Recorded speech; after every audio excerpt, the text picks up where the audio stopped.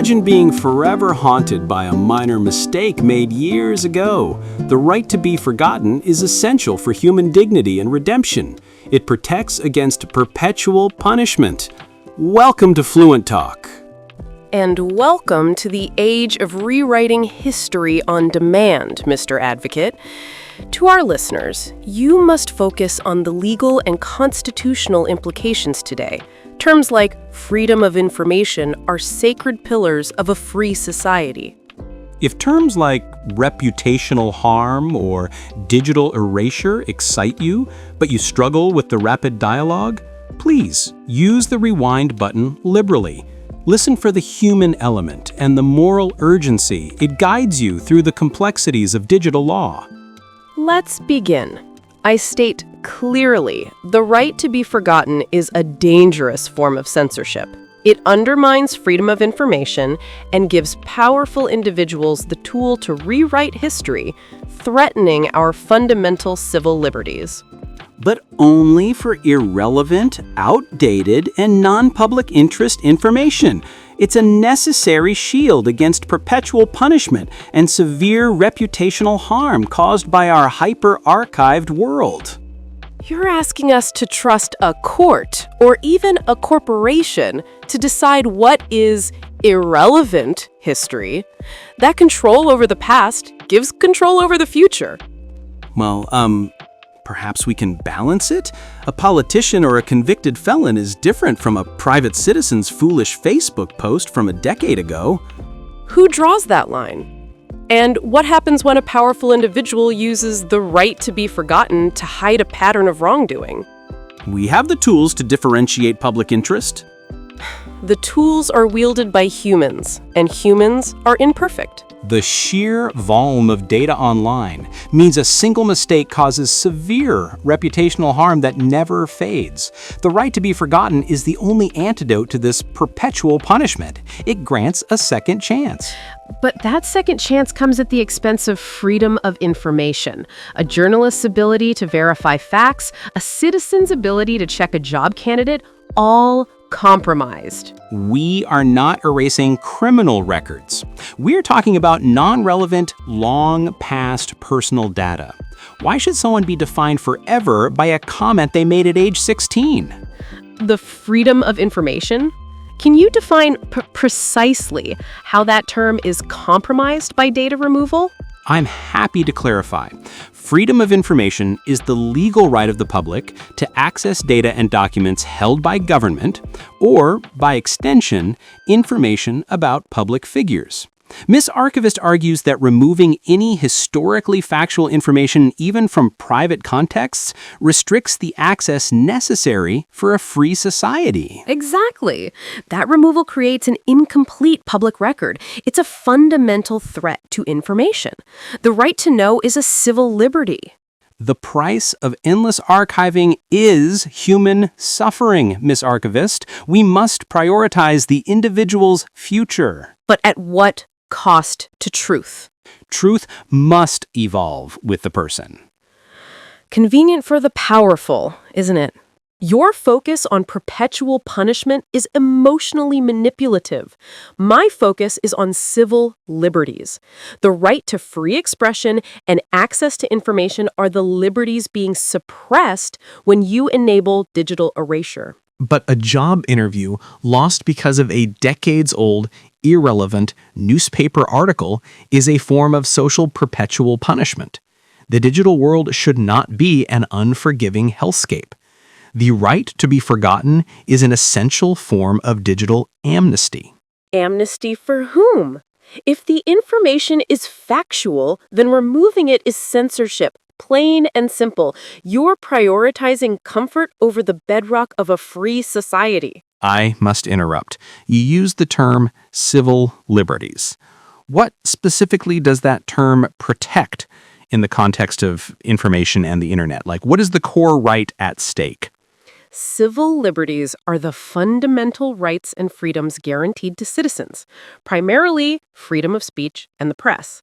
In the digital age, this extends to the right to access and preserve the public record without interference, which is why digital erasure becomes a civil liberties violation. But the same civil liberties should protect the individual from unwarranted intrusion and the severe reputational harm caused by permanent archives. The scale of the internet requires a new definition of privacy. You cannot legislate away the past. You are inviting powerful actors to scrub their digital footprint. We legislate fairness and forgiveness. You legislate historical inaccuracy. Digital erasure provides essential relief to victims of cyberbullying, past mistakes, and simple irrelevance. It's a compassionate measure against the digital permanence of reputational harm. But your digital erasure creates massive practical problems. It means search engines, the librarians of the modern age, must constantly mediate between the individual's request and the public's right to know. Who pays for that? But I believe that the courts have established a strong test of public interest. If there is no genuine public interest in a decades-old misdemeanor, the link should be removed. Hold on, Mr. Advocate. You used the term reputational harm. What is the boundary between genuine reputational harm that justifies removal and basic historical fact that must be preserved? Reputational harm is measurable damage to a person's life prospects, jobs, housing, social standing caused by outdated, non-relevant data. The boundary is clear. Does the public benefit from retaining this information outweigh the harm to the individual? If not, digital erasure is the answer. That subjective test undermines freedom of information. Every piece of information is relevant to someone. You are creating an incomplete record, destroying the truth for individual comfort. The moral obligation is to allow for human evolution and redemption. The legal obligation is to the truth. The implementation of the right to be forgotten is a legal and logistical nightmare. Requiring search engines to act as global censors undermines the ideal of a free society where information flows freely. But the law has already been implemented in major jurisdictions. It shows that the mechanism for digital erasure is feasible. It is a necessary protection against the perpetual punishment of an unforgiving internet. Feasible, but fundamentally flawed. It forces private, non-governmental entities to make decisions that should only be made by courts, creating a huge danger to civil liberties globally. You have mentioned perpetual punishment several times. Why is the digital permanence of information considered a perpetual punishment in a way that physical records are not? The difference is scale and accessibility. Physical records decay and require effort to access. Digital records are instantly available, globally, perpetually accessible, and context-free, meaning a past mistake can be resurrected instantly, which creates a uniquely modern form of punishment. The law must adapt to this new reality. The right to be forgotten is the only way to protect the individual from irreparable reputational harm. And the only way to destroy freedom of information. And the promise of a future unburdened by the past. Ultimately, the internet should be designed for human flourishing, not as a perfect, cold archive. The right to be forgotten allows individuals to move on and contribute positively to a free society. But history is the record of mistakes. If we erase all the uncomfortable, non-flattering facts, we create a sanitized, inaccurate historical record. You are undermining the intellectual foundations of the free society. We are not erasing the historical record. We are merely delisting the link so it doesn't appear in a casual search. The information remains for those who seek it out. Delisting is de facto erasure in the digital age. If a fact is hidden from a casual search, it no longer exists for 99% of people. This is the core problem.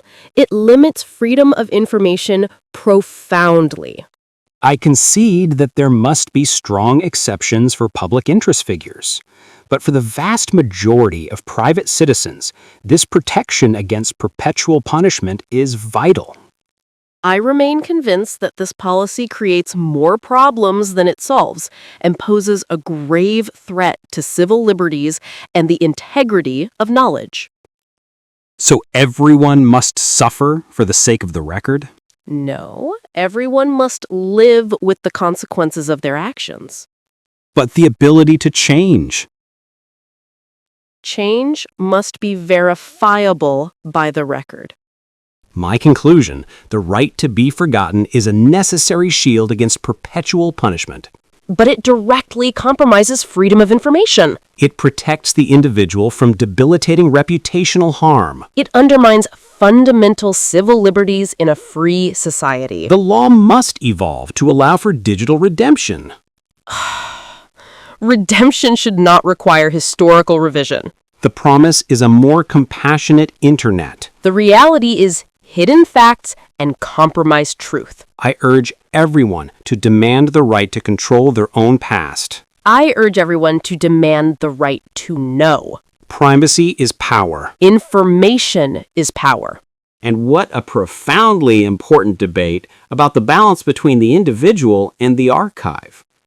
I, Miss Archivist, focused on the constitutional principles, arguing that digital erasure compromises freedom of information and threatens the foundational civil liberties of a free society. While I, Mr. Advocate, championed the right to be forgotten as the necessary antidote to perpetual punishment and crippling reputational harm in the digital age.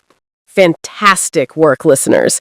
If you tracked the complex legal and ethical terminology, followed the intense arguments, and felt the stakes, your advanced English listening skills are ready for the digital frontier. If any of the concepts felt too fast, remember our most crucial tip. Listen to the tone. Was I persuasive? Was she uncompromising? The tone guides you through the concepts. Pause, listen, and repeat. Please like and subscribe to Fluent Talk. Join us next time for EP 31, where we will dive into a crucial discussion on genetic engineering and designer babies. Is it a moral imperative to eradicate disease, or a dangerous step towards social inequality and playing God? That promises to be a debate of immense ethical weight. Thank you for challenging your English skills with us today. Goodbye, and remember that the internet never forgets.